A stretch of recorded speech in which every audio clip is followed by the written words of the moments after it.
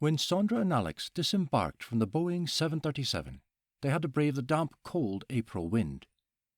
They hurried across the tarmac before escaping through the doorway, then climbed the staircase into the terminal. The welcoming 5-tone Nokia jingle from Alex's phone heralded their arrival. Sandra playfully punched Alex's shoulder, chiding him. "I thought you enjoyed the holiday. We've been back in Glasgow for 20 seconds and already you've switched your phone on. Can you never relax?"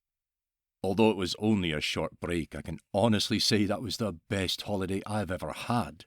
Sorry, switching the phone on was a reflex reaction. In any event, I needed to contact the minicab we booked to say we've landed. Don't you remember? It was much better value than the airport taxis, so I'm totally innocent. You're off work until Wednesday. Although I'm back tomorrow, we still have the rest of the day to do what we like. Alex sent the text, but as they took their place in line for passport control, his phone rang. He pressed receive, expecting it to be a call confirming his booking before noticing the caller was Sanjay. "Hello, boss. How was the holiday?" "I'm still on it. I've only just landed in Glasgow. Why are you calling?" "Sorry, boss. I didn't realise. Do you want me to call back later?" "You've started. I'm guessing it's something important. Out with it." "It's a mysterious death. I wouldn't have bothered you normally, but this one's happened in your backyard." The queue shuffled forward, and Alex and Sandra were now at the front. "You have to switch that off before you step forward. Can't you read?" the immigration officer announced to Alex. He pointed to a large sign stating the use of mobiles was prohibited while passing through the checkpoint.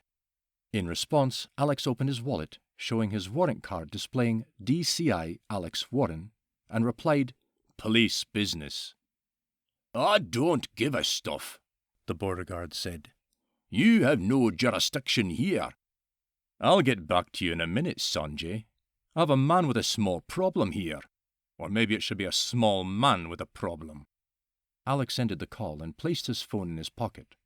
His towering frame dwarfed the man as he handed his passport to the official.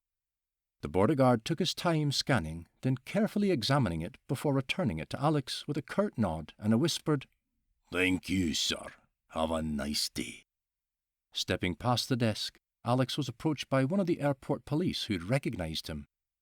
"I'm sorry about that, sir. He was within his rights, so I couldn't do anything. He's not really a bad lad, but he had his balls chewed the other day by one of his supervisors for being too lax, so perhaps he's overreacting a bit." "No sweat. It'll take more than the likes of him to put me off my stride. Besides, I'm chilled out. I've had nearly a week away from the job."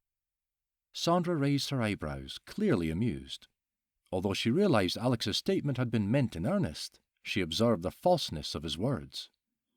As she steered him forward, he fumbled in his pocket to recover his mobile and reconnect to Sanjay. "I'm back now.